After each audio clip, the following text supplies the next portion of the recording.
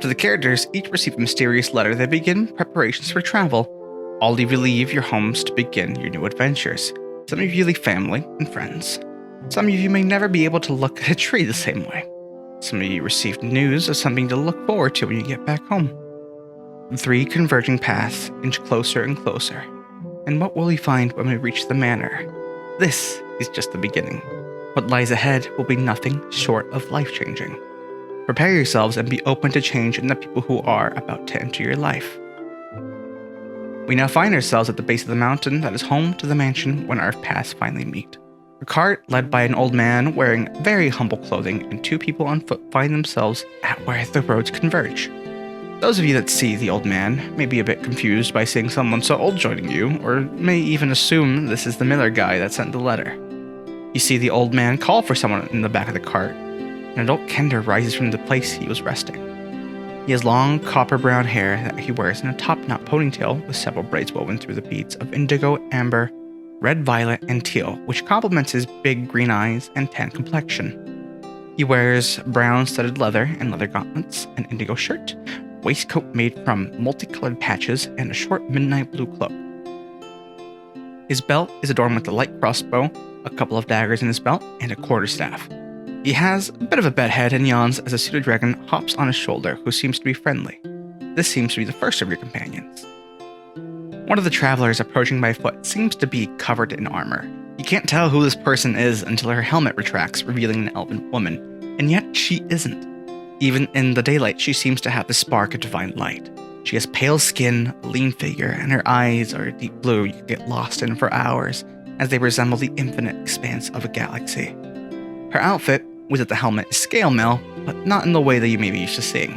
It covers her from her shoulders to her feet, and doesn't seem to encumber her in any way, as if the armor itself adjusts to every movement. And finally, we have a male human of average stature approaching the same road by foot. He has well-kept sandy blonde hair, brown eyes, and an olive-toned skin. Judging from his build, you wouldn't expect such a man to be an adventurer. It would probably be more fitting to see him in a tavern singing a song, giving the crowd a charming smile that he now gives to you. Despite that, he does wear leather armor and carries a rapier on his belt along with some tools. He also wears a crest of sorts on one of the straps on his armor. It doesn't look noble, but it gives you the impression he holds his family dear to his heart. Now that we find ourselves here, all that's left is to scale the mountain and find the manor. But before we get into that, the party all introduce themselves to each other.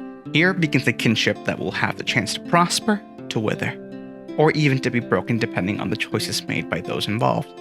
Zalara, Quern, and Trist, a soon-to-be troublesome trio. The old man who had given Trist safe passage on his cart departs with well wishes to the party. Not long after, they made their way up the winding mountain road, the air changing around them as they do. The ambient became cold and unloving, overcast and dreary. When you reach the end of the road, you find the manor, or at least a part of it.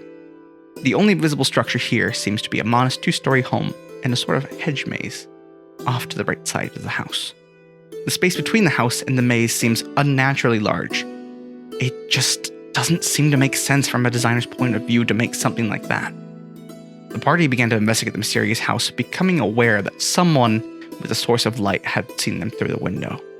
As the tension grew thick, it was unceremoniously interrupted by a donkey and his master entering the scene. Dylan and his donkey Henry joined the party. The trio of trouble becomes the quartet of quacks.